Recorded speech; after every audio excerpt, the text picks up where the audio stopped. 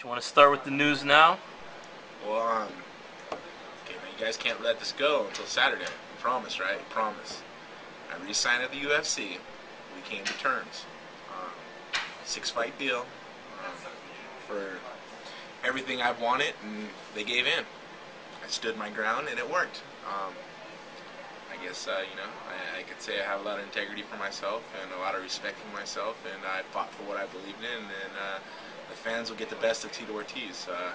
And the biggest thing behind all that was if I fought for Strikeforce, who would I fight against? There's Kung Lee. Kung Lee's an 85-pounder. I'd squish him.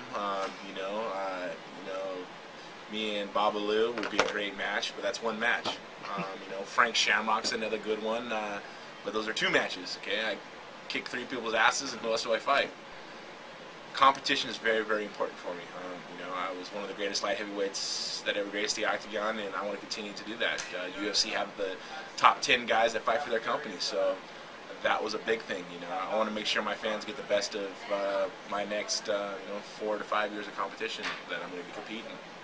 So UFC was something that I kind of had to swallow my pride a little bit, and Dana came to me and apologized, and he says, if you don't sign with us, it's fine. I just want to make sure that we're friends again, and when we can go on with our lives, because the negativity is eating me up. And I said, me too. I can't stand it. And we shook hands, and we started talking. And then I guess he started talking to Lorenzo, and Dana flew out to me last week, and they sat me down and they said, we'll give you an offer you can't refuse. What you want is what you're going to get. Really? You sure? Yeah. I go, I just want to be treated with respect by you guys, man. Respect me for the fighter I am, and don't defame my image. And they understood. And we came to terms. Last night at 11:30 p.m. I signed the contract, and I will be competing again. My back's 100%, so all you light heavyweights, you better watch out. I'm back. I'm excited. I'm very excited. Started training 2 weeks ago. My back's 100%, and I can't wait to get back in the cage and fight again. UFC's my home, man. I didn't want to leave, but I had to stand up for what I believe in, man. I had to stand up for myself. I couldn't sell out, and then I had to stand my ground. It took a 1.5 years, but it paid off, and my fans will be happy, and I think Dana's gonna let the news go on Friday, and everybody will know about it. So this will be Saturday that you guys get to know, but that's what it is in a big bunch, that I'm back, man. I'm home. I'm where I began, and this is where I'm going to end. And I think the fans want me to fight the best people in the world, and that's what I'm going to do. So I'm excited. What was at the root of the problem between you and Dana? The root of the problem is we're both fighters.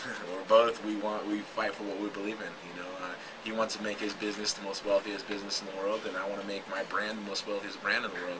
And we butt heads. We butt heads, and we butt heads, and we butt heads. And I really stand for what I believe in. I really stand up for myself. I have a lot of integrity for myself, and I really took that to heart. And I think Dana's the same way. And I really think we just butt heads. We're really battle guys. We're the same person, the same monster. We're the same guy, exactly the same guy, and that's, we're not going to be taken advantage of. And now that I'm re-signed, and I'm on my comeback.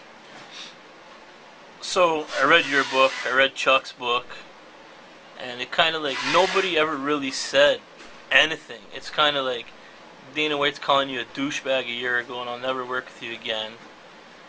And then I read Chuck's book, and I'm trying to figure out something. He's like, I was never really cool with this guy, which is not what you said in your book. You said he was cool, he just didn't talk that much. You tell me. A guy comes to my house in Huntington, sleeps on my couch, eats dinner with me and my wife. I go to his house up in San Luis Obispo. I train with him. I go out with him. We party together. I think there's a friendship, there's a bond that's built there. I thought that's what friends do. I think friends go spend the night at friends' houses. They go eat dinner with each other. They hang out. They defend each other. When I got in a fight in England, he defended me. Friends defend each other. I think it was an image that Dana painted that wasn't true. They tried to sell the fight, and a friendship was lost over money, and it's too bad. I like Chuck. I like Chuck a lot, and I was trying to stand up for both of us, and he just sold out. And look at him now. I feel bad for him, but in the long run, Chuck did great for the sport. He did a lot of big things. He did a lot of big things for his weight class. I couldn't defeat him. I wish he'd come back so I get another chance. I would love that chance again.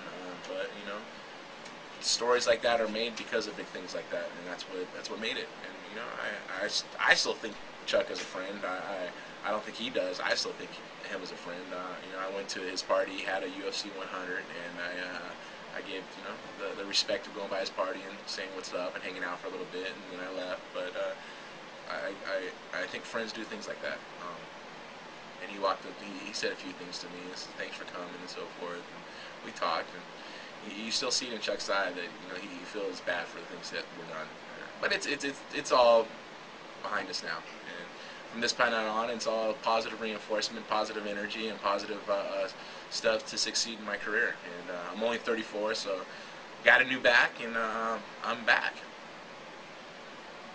What was I going to say? The whole, how do you say this? The whole, who do you got to go through to get the belt? Who do I got to go through to get the belt? You know, my first fight back, I kind of interested of who they're going to put me against. I heard names of Mark Coleman, Keith Jardine, who else? Brandon Vera. You know, I know I have 6 fights, so I mean, I think I'll pick fights smartly and pick them as they come, and whoever they give me is who I'm going to fight. I guess it's up to the UFC to make the guys who I fight. It's not no more where I get to pick guys to fight, or you get a chance to pick the guys that get to fight. So it's in UFC hands. So whoever they want me to fight, I'll fight. It's just the way it is. And I get a chance for my world title again, I'll have that world title on my waist. You know, I almost choked Machida's ass last time. Give me one more chance, and I will choke him unconscious this time. That or knock him out on the other.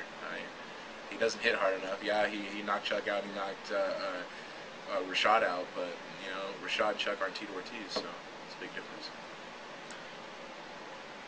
So the deal's like you spelled out in the book, like you wanted points on everything that you're associated with, that your name brought in. Do you think that after your fight against Chuck, I think it was 63, maintained the #1 status after all the hype for UFC 100, was still their #1 gate, that was the final what for Dana, that he had to come back to you after that? You know, I think it was just the brand that they're investing in. You know, the Tito Ortiz brand. I've done a lot of work outside of just the fight game. You know, people call me a celebrity. People call me, you know, a fighter or a businessman. But you know, I'm an average person. I just work very hard for what I do. I think outside the box, and I don't take breaks. I'm always working one way or another, and they understand what they're getting out of. You know, you're going to get someone who promotes well, who understands how to promote a fight and interview great and promote the sport for what it really is. You know, I'm just not a fighter. I'm a promoter. I'm a businessman, and I'm a fighter. That's what it comes down to.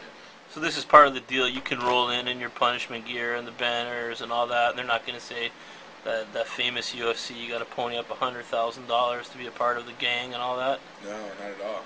I'll be wearing punishment all my fights, as I've always done. That's part of the deal. They want to be in the Tito Ortiz business, and I want to be in the UFC business. And I think we could both cherish each other and make things happen for the future, where we're very successful together. Are they going to be giving you $1 million a fight? We're going to be